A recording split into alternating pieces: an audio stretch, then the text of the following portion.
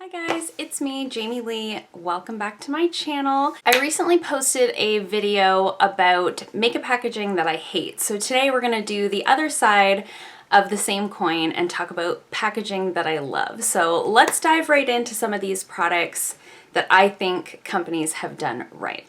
First, I want to touch on a couple of skincare items. So this is the Marcel micellar water. This is my holy grail micellar water, and part of the reason is the packaging. So normally when you buy a micellar water, they're usually in just a bottle with a lid that you kind of squeeze out onto a reusable cotton round or a disposable cotton round, depending on your choices.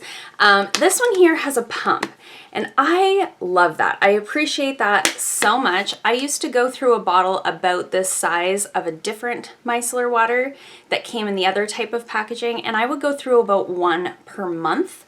I have had this going on 3 months, and as you can see, there's still lots left. I think because of the pump on the top, I don't feel like I'm wasting as much product. I'm definitely not going through it as quickly. And I just think that is so innovative. It reminds me of the pumps that I put like my nail polish remover in at the salon. It just makes so much sense. You can't knock it over and spill it. You're not wasting product. It's therefore more cost effective, and I just love that. The other thing I really love with skincare is dropper bottles.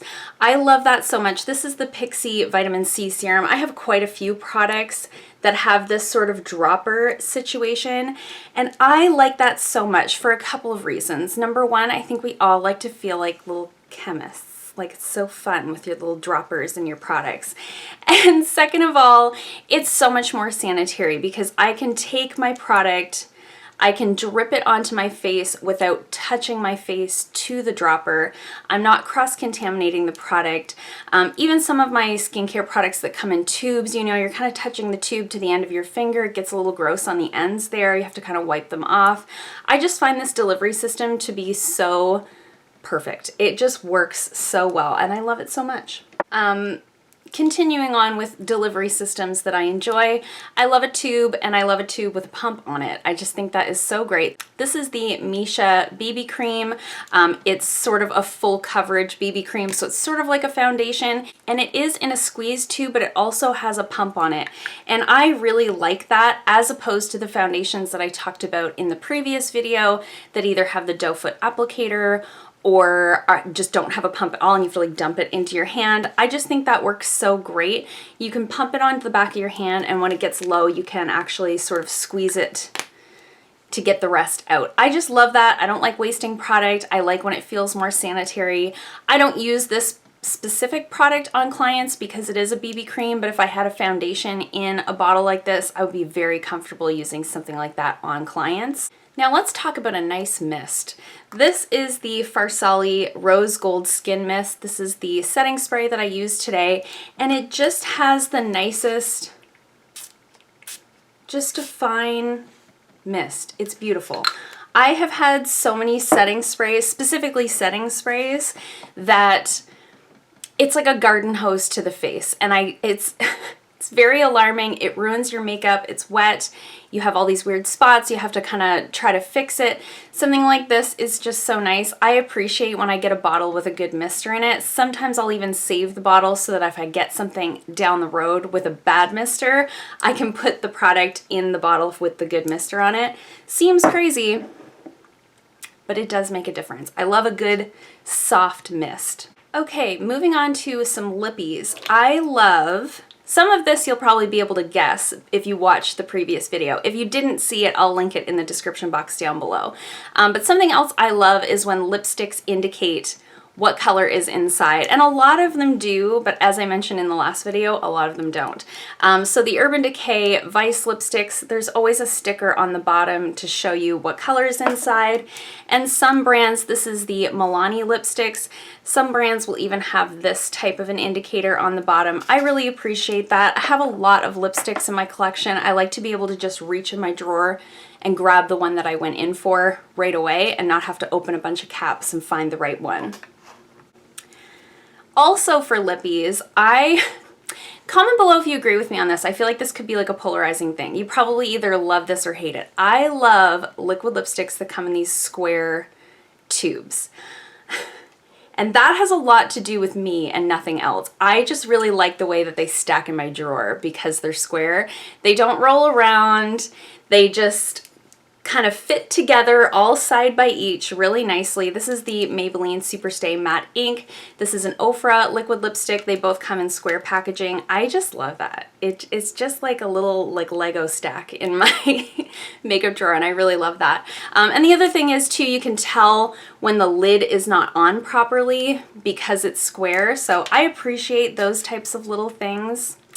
If you haven't been able to tell from this video and the previous video, I just really like the way things lay nicely in my trays.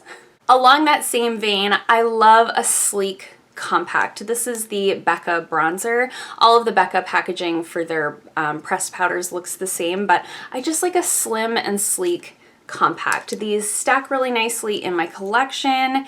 They're easy to travel with because they're nice and small and compact. This packaging in particular just looks really nice. I also love that the Becca pressed powders all look basically the same. I just love that continuity in a brand's packaging. I think that's something that's really nice, as opposed to other brands like, what would be a good example of that? Like the Tarte packaging sometimes is all over the place. Physicians Formula packaging is all over the place. I just love when things sort of look like they belong in a set. Additionally, something else that I think Becca did really well is this loose powder. This is their Hydra Mist Set and Refresh powder. The thing that I love about this, there's nothing special about the outer packaging. It's just a regular loose powder jar. But what I love that they've done inside is the sifter, I don't know if you can see, is actually like a piece of mesh. And I've heard people say they really don't like that, but I love that. I think it works so well. When the jar is full, you actually don't even need to like sift it out. You can kind of just mush your brush down into the mesh and it still picks up the product. I don't know why, I just really like it. It feels expensive and it just seems to work really well to get the product out of there. I really like that. Something else that I love is primers that come in like squeezy tubes. I mentioned in the previous video, I don't want them in a jar. I don't want them in like a pump where you can't see how much is left. I love this sort of squeeze tube packaging. I just think it's practical. You're not going to waste a lot of product. You have a good indication of how much product you have left if this happens to be like your favorite primer. You can really get a feeling of when you're getting down low in the product. And again, I can squeeze a little bit onto my hand and apply it to my face. It's very sanitary, fine to use on clients. I just think it's the right way to do it. It just works for me. Something else that I really love in terms of palettes is cardboard packaging. So this is I had a ton of examples of this, so I just picked like a bigger and a smaller palette. This is the Butter London. I think it's called the Natural Goddess palette, something like that. Oh, yep, Natural Goddess.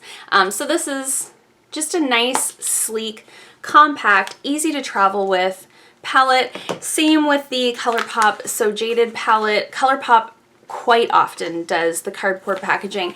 So even for something that's large like this, it's so small and streamlined this way that it really doesn't take up very much space in my collection.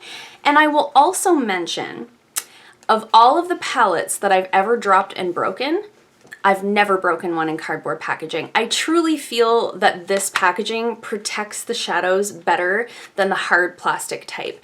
When the hard plastic type drops on the floor, you have likely broken at least one eyeshadow, especially if it's a softer formula. But with these, the cardboard, it's almost like it bounces if it drops. So I really love the cardboard packaging, not to mention the fact that it's more sustainable, it's better for the environment, it's more compact, all of those good things. I do really love a good cardboard packaging.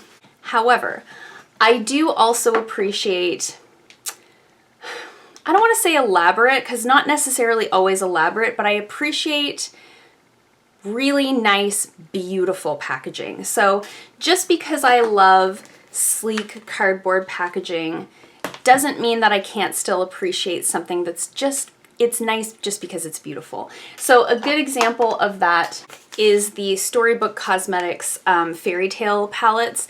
They have a few different ones like this that look like they're a book.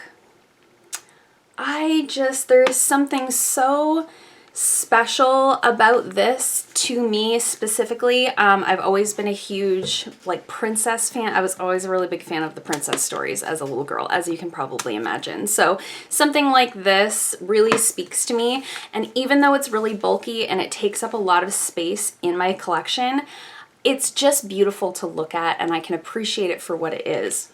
Another good example of that would be the Park Avenue Princess palette. This is from Tarte.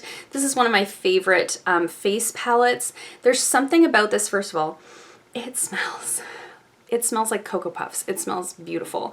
But there's something so expensive and high-end and like fancy about this packaging that just makes me so happy inside when I use it. It just feels like I got my money's worth with something like this. And it doesn't always have to be a high-end product for it to feel that way. The Milani Gilded Desires is a good example of drugstore packaging that looks expensive. I don't know that they still sell this palette. I don't think that they do. But again, this is so special. It's gold, it's reflective. It feels like relatively weighty for a drugstore palette, and it is just beautiful inside. So there's something about this that feels more expensive than it actually is. And lastly, I have a lipstick that I love for the same reason. I mean, I love the product inside, but there's something about this packaging that just feels luxury. This is the Becca lipstick in taupe. It's just a nice heavy metal tube.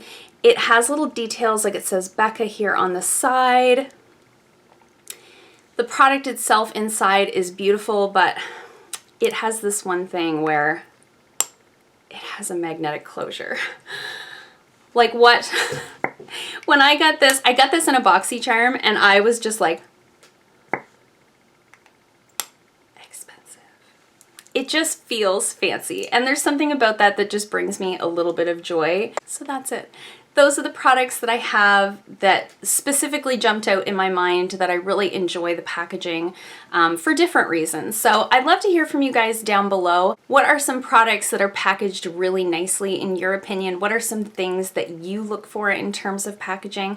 I do really appreciate something that just looks really beautiful in my collection and on my vanity. And I also have some obviously very practical reasons of why I like certain types of packaging over others. I'd love to hear from you guys down below. I hope you liked this video. If you did, give it a thumbs up. If you haven't already, please subscribe, and I'll see you guys soon in another video. Bye.